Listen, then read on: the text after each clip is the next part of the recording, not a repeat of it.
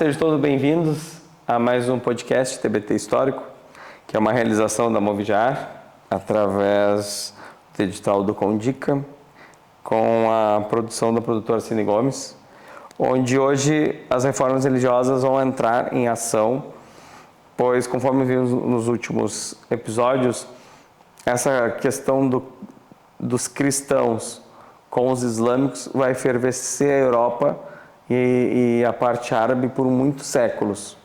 Até que então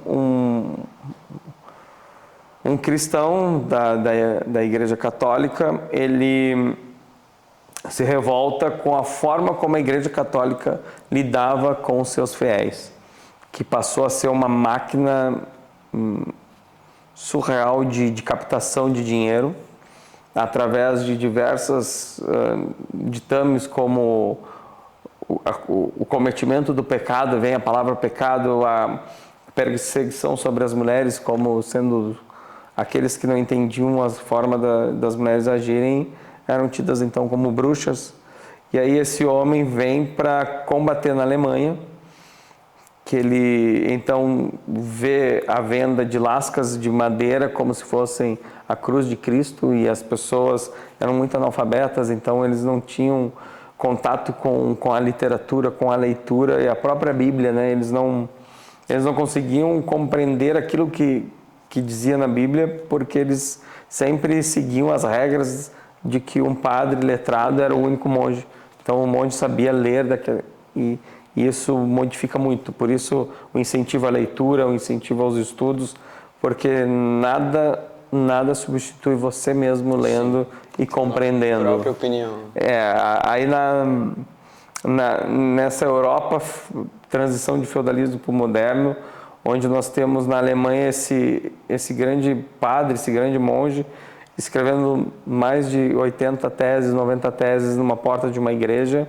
Esse que era um Martinho Lutero. Isso, Martinho Lutero. O Martinho Lutero, ele vem então para quebrar paradigmas dentro da Igreja Católica, e uma das principais bandeiras dele é que o povo precisava ler a Bíblia. Só que a Bíblia era escrita em latim, e algumas regiões da Europa, esse período moderno, já começavam a se criar algumas máquinas, e aí vem depois o Gutenberg para criar uma grande máquina para produzir livros. E isso vai modificar, porque até então a Bíblia era escrita por monges em monastérios, página por página, com a mesma letra por décadas. Os monges faziam isso. Então ele vem quebrar esse paradigma para que a população da Europa possa então, ou da Alemanha, ler a Bíblia no idioma de origem da nação. Então o latim não era acessível a todos, mas de repente a língua mãe era mais acessível. Sim. E isso se espalha por todo mundo, e depois a Igreja Católica também escrevendo e vendendo a Bíblia na língua de cada um dos países, como é hoje. Sim. E o Lutero, ele vem com uma nova perspectiva e cria então o que chamamos de religiões protestantes. Elas são cristãs como a Igreja Católica, mas elas protestam contra o status quo do sistema católico, né? Então tem algumas diferenças entre umas a síntese, mas com algumas diferenças com o ponto de vista que ele acreditava ser correto. Sim, bem forte. Isso na Alemanha. Tá. Depois isso foi se espalhando pela Europa, com o calvinismo na França e o anglicanismo na Inglaterra, que é quando o Henrique VIII, e aí que a gente vê o poder político e econômico de uma nação faz com que um rei possa mudar até mesmo de religião dentro do país. Como assim? O Henrique VIII, ele não era o primogênito. Então o primogênito, ele assume o trono, ele não era o primogênito, seu irmão mais velho então era casado, e ele morre, o irmão mais velho morre, e o Henrique VIII é obrigado a assumir, porque como eles casavam filhos com princesas, os reis então conseguiam, através disso, manter alianças políticas e militares. Sim. Mas sem perder o protagonismo dentro da... Só que esse irmão do Henrique VIII não tinha filhos. Então o próximo na sucessão era o Henrique VIII, que não queria ser rei. Não queria ser. Não queria ser rei. E ele então manda uma carta ao Papa pedindo para o luto da sua cunhada diminuir para ele casar com ela e assumir o trono, porque senão o trono inglês iria para o país de origem dela. Porque ela seria a nova rainha. Sim. E ela assumiria o trono como a Inglaterra não sendo um reino independente, e sim como parte de onde ela, né, tinha origem.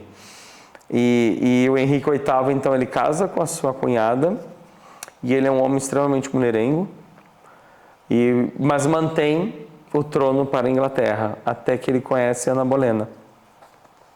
E ela diz que só vai para a cama com ele se ele casar com ela. E ele faz já era casado. E ele já era casado. E ele faz de tudo.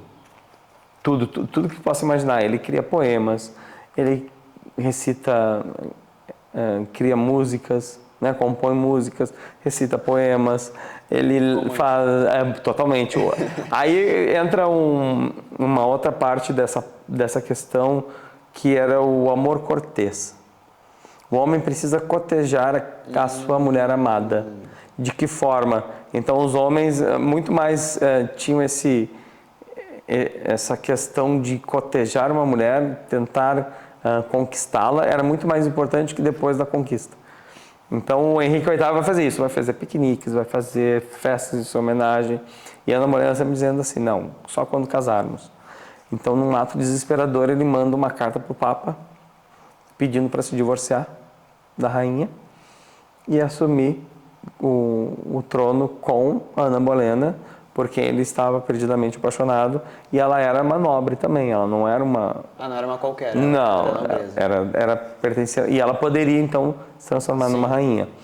E o que o Papa responde a ele? O que Deus une, o homem não separa. E ele entra em total pavor, até que ele recebe então alguns documentos sobre Lutero, e ele rompe com o Papa. E isso é uma questão muito forte, porque se não foi a primeira, foi uma das primeiras nações a romper com o Papa, e ele criou uma igreja única na Inglaterra, a igreja anglicana. E o que é a igreja anglicana? Igual à igreja católica, só que com que achava conveniente. Conveniente na questão protestante, daquilo que Lutero fez, e ele ainda como o chefe maior da igreja. E se ele é o chefe maior da igreja, ele pode então dar o divórcio para ele. E se casar com quem ele queria casar. Com quem ele quisesse. Ele então se divorcia, casa com Ana Bolena, tem uma lua de mel fantástica, até que ele num dia retorna ao seu quarto real e pega a Ana Bolena nua com o seu irmão de sangue. O irmão dele ou o irmão dela? Irmão dela. O irmão dela? De sangue. Ah, que incrível. Transando na cama real. Então, qual foi a reação do Henrique VIII depois de tudo que ele fez? Assassinar ela em praça pública através da decapitação com uma espada. Caraca. Além dele ter, obviamente, pego o irmão dela e torturado até o último do último, como vingança. E esse rei ele é marcado porque não só ela traiu ele casou mais 6 vezes, e das 6 vezes, em torno de 3 ou 4... Ele foi traído de novo. Foi traído, ele teve que decapitar. Quantos chifres esse cara levou? Muito pesado, assim. E o Henrique VIII é, então, essa grande figura dentro da monarquia inglesa, e isso interfere no que hoje é os Estados Unidos, porque essa igreja anglicana, ela manteve as estruturas católicas, e muitos dos ingleses bancaram essa reforma, e eles achavam que ele ia cortar todos os câncer políticos e econômicos da igreja católica. Mas o rei ele só queria casar com a Ana Bolena. Então ele manteve os cardeais, os bispos, toda a estrutura católica ele manteve no poder. Só mudou aquilo que ele achava que era melhor para ele. Conveniente. Ah, entendi. E esses anglicanos são chamados então de os puros, né? Eles são os verdadeiros anglicanos, porque eles realmente romperam com a igreja católica. E esses puritanos então começam a ser perseguidos pelo rei, pela igreja católica, até que não dá mais, e eles pegam as caravelas e vem para a América criar ali os Estados Unidos da América e o Canadá. Por isso os puritanos, né? Por isso a ação de graças. Toda essa Tudo vem dessa fuga. Dessa fuga e dessa treta do Henrique VIII. Sim. E aí nós temos então o anglicanismo, o luteranismo e depois o calvinismo e dali, França, né? isso. E depois vem todas as outras demais religiões protestantes que conhecemos hoje. Todo o Lutero abriu a porta para os demais. Ele foi o pioneiro dessa treta toda. Dessa treta toda. Isso aqui. Então é isso. Fechamos então com as nossas reformas religiosas e nos vemos no próximo TBT.